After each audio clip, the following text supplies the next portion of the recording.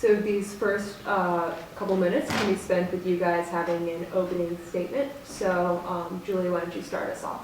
Okay. Hi. First of all, I'd like to thank the NEC and the DP for hosting this event here today. And I'd like to thank Josh, who's here representing the Midwest with me today. My name is Julie Bittar, and I'm running for Vice President of the Undergraduate Assembly. My past 2 years in the body have been filled with invaluable experiences and lessons. And while it's observant of progress, I still see a lot of room for improvement. And that room goes down to 3 main principles and themes. Improving communication, advocacy, and culture on this campus.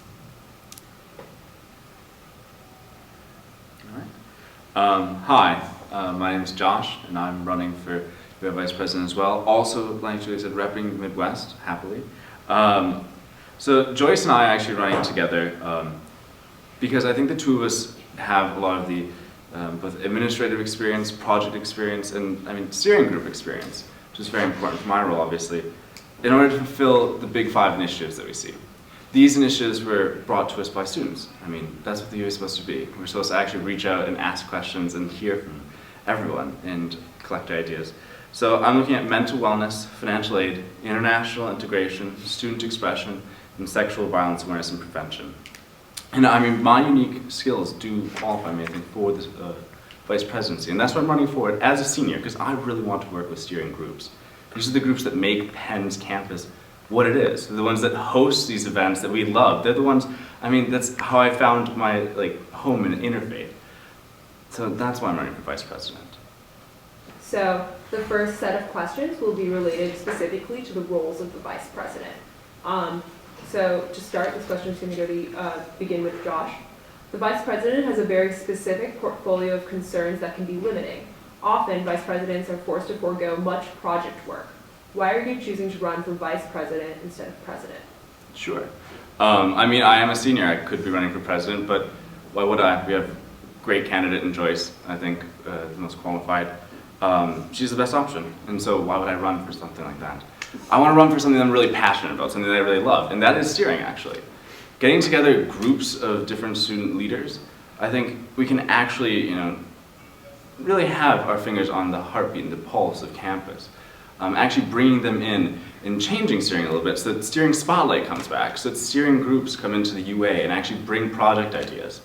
Things like that we can actually make steering effective again and actually produce a resolution or 2 from steering. I think that's why I'm running. Again, I'm a senior running for this because I really want to be UA vice president, nothing else.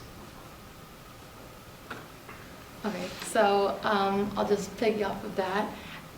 So personally, I'm running for vice president because, this past year I founded the Penn Undergraduate Health Coalition. It's an umbrella group for all the health groups on campus. And with that, I got to take part of and see the importance of collaboration among groups themselves. And I saw a lot of parallels between the Health Coalition as an umbrella group and steering.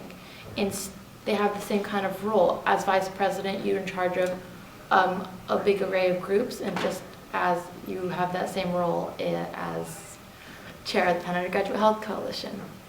So I'm really going to stress collaboration and the need for community involvement and vocalizing the needs of the Penn student body. Also, I love the works and the ideas of my running mate, Gabe Delaney. And one of the big things that he's going for is creating a liaison system between the undergraduate assembly members and steering groups themselves. And I'd really like to be a part of that connectivity.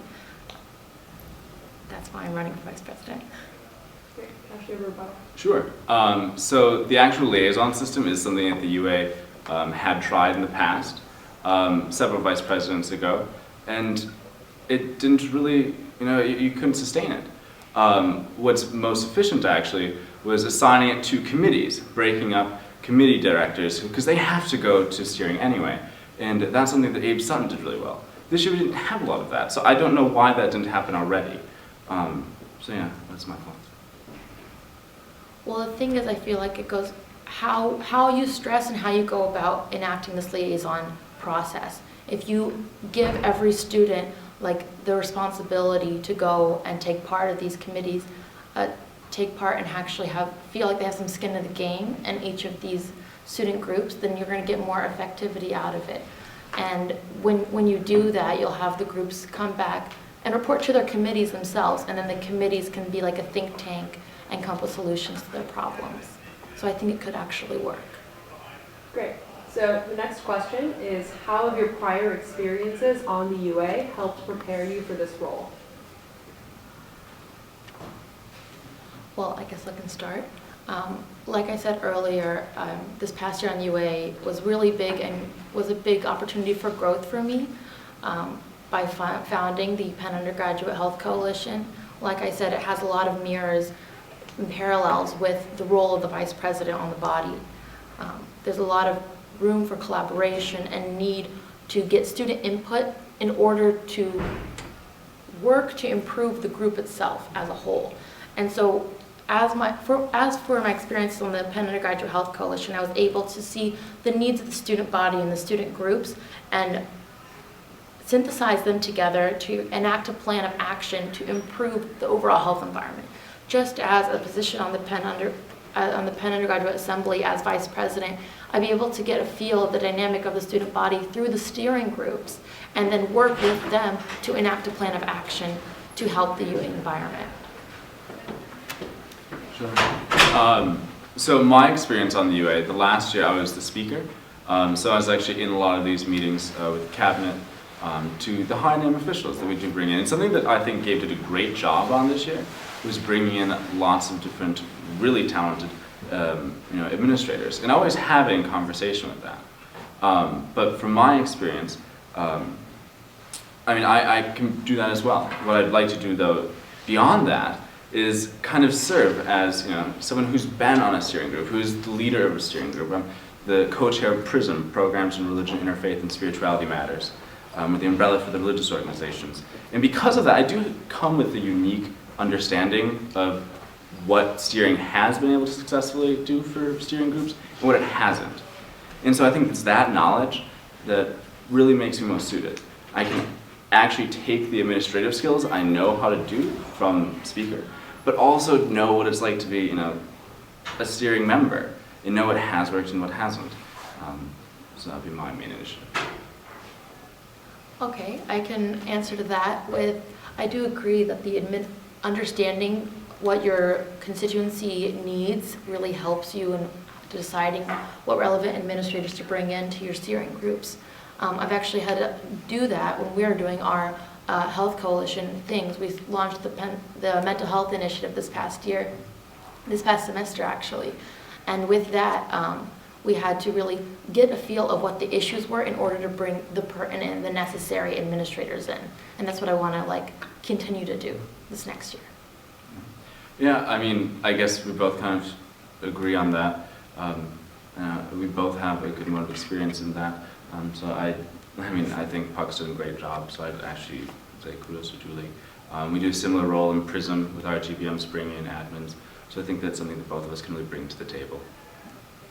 Great. So the next question is, what would you say has been the largest failure and the greatest success of the current UA administration? So let's start with you, Josh. Okay. So I'd say one of the largest successes this year was actually how we did try and reach out to student groups, that we were able to really actually do a lot of great advocacy work.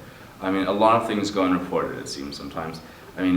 We're looking at now being able to toggle your dining options. You can actually decide how much dining dollars and how many food swipes you'd like. Things like that, projects that actually went really well.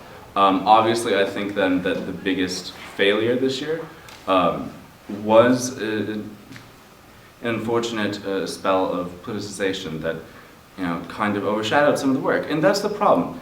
It was a small thing, a small spell, when we had a year's worth of really great work. And I would really encourage people to look back at some of the work that we've done, go through some of our meeting packets, the projects that came out this year. I'm really proud to be on the UA from that.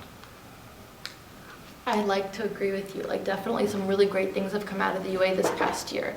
In-strides in Student Life Committee, Social Justice Committee, Dining Sustainability. Really great things have happened.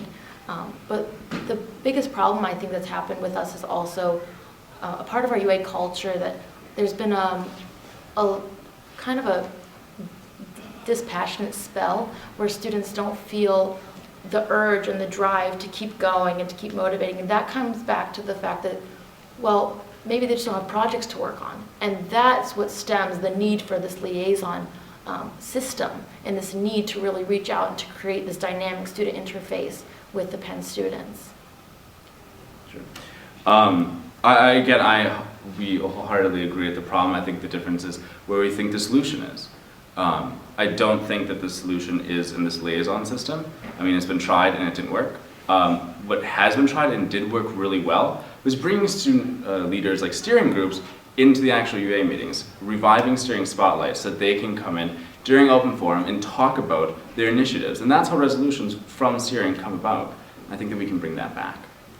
Yeah, I definitely agree. We need steering groups to come to the UA meetings because that's where you get the real student input and involvement and hear their voice and their feelings and see what they need to do, and then we as a UA body together can work together to find a solution to it. But also what we can do in these UA meetings is also we can restructure them so that we can get the most bang for our buck when we're there. It should be run like clockwork. You come into the meeting and you get the most information out of it by bringing in relevant administrators and becoming more of a think tank to solving our peers' problems.